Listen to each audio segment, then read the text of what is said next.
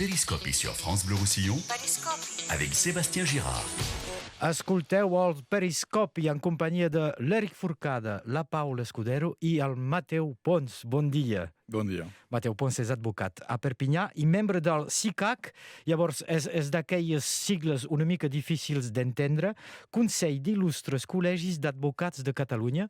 Què vol dir això? Bé, vol dir que el Consell és una entitat que agrupa els col·legis d'advocats de Catalunya, que són 14, doncs de Girona, Figueres, Barcelona, clar, Tarragona, Tortosa, Lleida, Sant Feliu de Llobregat, i me'n descuido, Manresa... Se'ls sap tots. Sí, quasi tots. I el Col·legi d'Advocats de Perpinyà és membre d'honor d'aquest col·legi. Hi ha dos col·legis, si ho tinc entès, que són a fora del Principat de Catalunya, sí. El de Palma, Mallorca, i el de Perpinyà. Això, amb quina voluntat s'ha integrat aquell col·legi?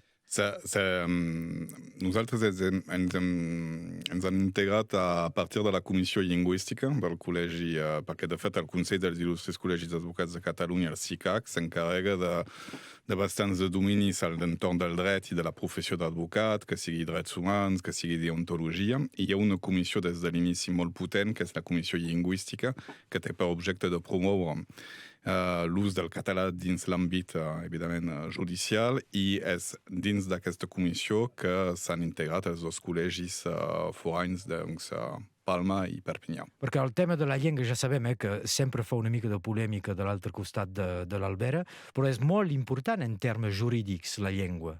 Sí, és que, de fet, de l'altre costat estem a quasi un poc menys de 6% de les sentències que surten en català, mentre que hi ha un dret que està reconegut a nivell estatal, és a dir, a nivell de l'estat espanyol, en el qual, quan estàs a Catalunya, pots escollir la llengua del teu judici, que és un dret de la defensa i és un dret per al justiciable de poder ser entendre en la seva pròpia llengua, perquè quan hom parla en català es desfent millor parlant la seva llengua i entendent la seva llengua que una altra llengua estrangera, com l'espanyol.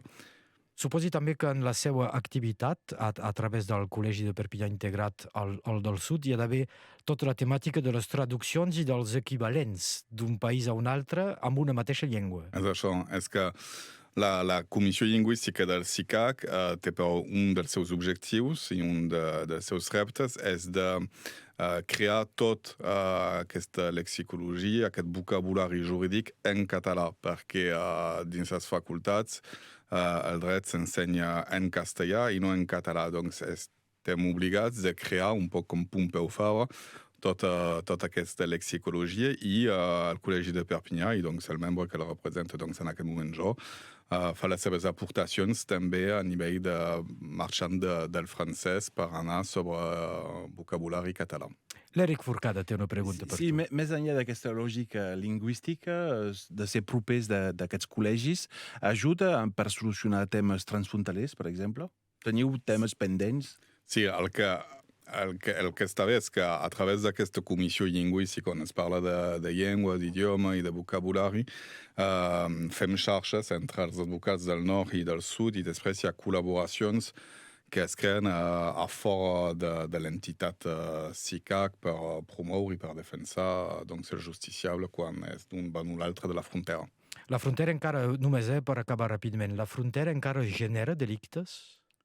Alors, genera, no, potser no se sap, però és complicat. No hi ha cap cas pendent sobre el límit de la frontera en aquest moment, però genera delictes perquè quan estàs agafat d'un costat o l'altre, a vegades pots, segons qui t'agafa, o la Guàrdia Civil o la Gendarmeria, pot ser un poc complicat.